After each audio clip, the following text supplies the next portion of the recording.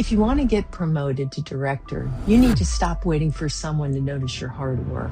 After over 3,000 hours coaching Fortune 500 executives, I've seen that the managers who wait the longest for promotion are often the ones who deserve it, but I've also watched a brilliant manager with 22 years experience get passed over again and again because she believed that excellence alone leads to advancement. But when I taught her that promotions happen 3 to 6 months before the promotion cycle, not during it, she went from stuck to promoted in one strategic conversation. So in this video, I'll share the 4 insider points I've only taught to my highest paying clients. And these are the same points that have helped senior managers bypass years of waiting and land director roles in record time. Point number 1, stop being indispensable and start being replaceable. The biggest mistake I see clients make is thinking that more output equals more promotion potential. The reality is, if they can't replace you, they can't promote you.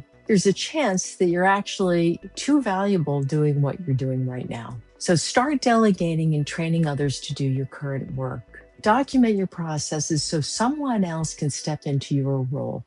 So I had a client named Maddie, and Maddie came to me with 22 years in the same role as senior manager of a mega global communications company. She was a proven reliable doer of a team of teams. She could not figure out if she was so good at her job, then why wasn't she getting promoted? She enjoyed the security knowing that she was indispensable and kept taking on new challenges, delivering more and better work as she was seeking to advance year after year. It was clear to me, though, that she was just too good at her job to move on.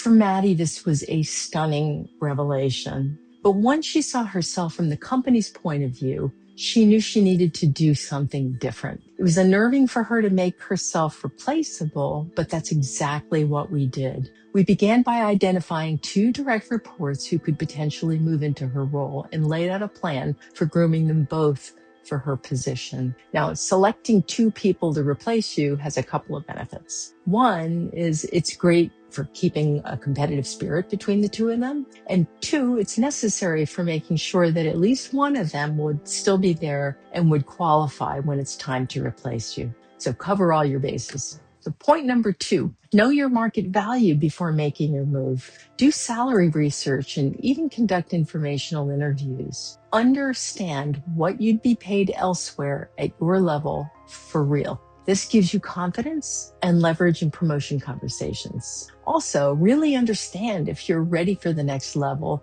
or if there are gaps to fill. And I'm talking about skill gaps. Knowledge is power in negotiation. So really know where you stand.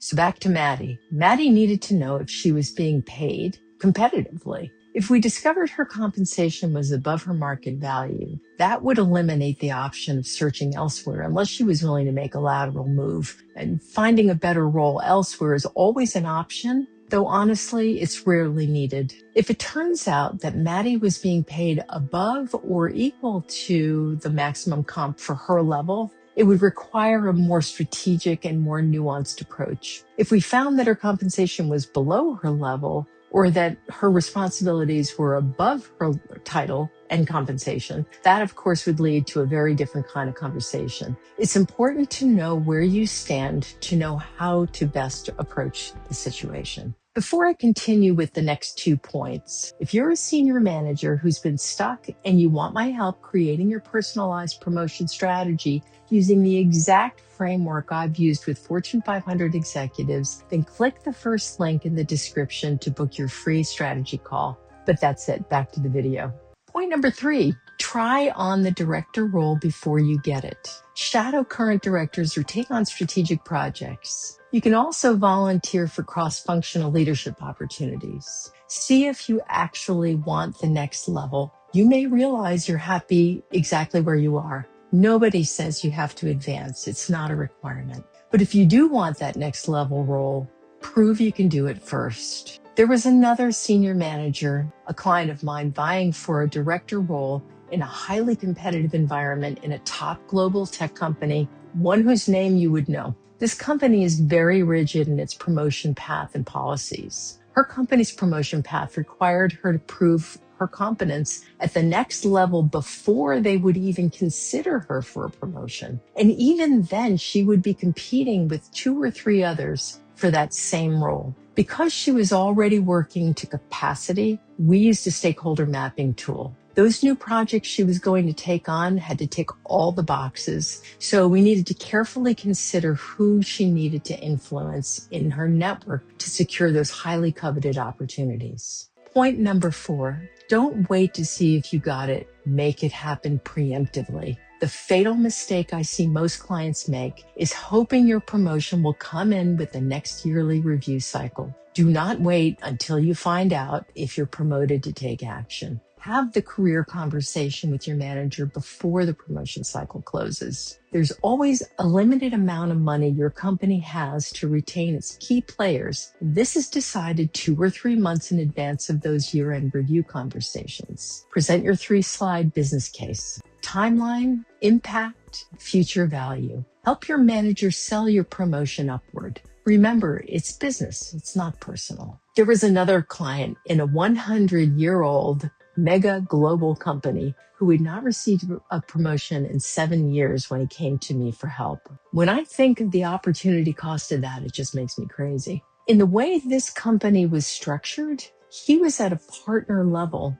Let's just say he was so senior you would never have thought that getting passed over for promotion would be the case. His organization had undergone so much change in those 7 years that there was no way his current boss, the third in that time, would be aware of all of the contributions that he had made. But even more importantly, there was no way his boss would be aware of how he responded to those changes with innovative solutions under the most challenging situations. His many solutions took his role in 7 years to about 3 times the scale of what it was supposed to be. He just kept responding to every challenge, and eventually he was doing the work of 3 partners with 3 times the impact and 3 times the profitability. Bottom line is this: do not assume that your boss knows your history with the company. To give his boss context, we needed to set the stage, so we prepared a brief history of his time at the company. We needed to demonstrate what was happening in the company and in the industry environment that precipitated all the change, and at the same time demonstrate how he responded to each challenge. He said that when he presented his first slide, he could see the look of realization come over his boss's face, that she had a real aha moment. The rest was a slam dunk. Not only did he get the promotion in a short time that we worked together, but it was months before his company normally gives out promotions. He ended up with less work and got paid about $150,000 more, including a bonus for all the work he had done retroactively. So smart people, and I mean really smart people, don't always see the way forward. So that's exactly how you stop being stuck as a senior manager and finally break through to the director level using my decode, design, deploy framework. Now you have 2 options. You can take everything I've shown you in this video and try to figure out your promotion strategy yourself. Or you can click the link in the description, book a free strategy call with me, and let me help you create your personalized promotion plan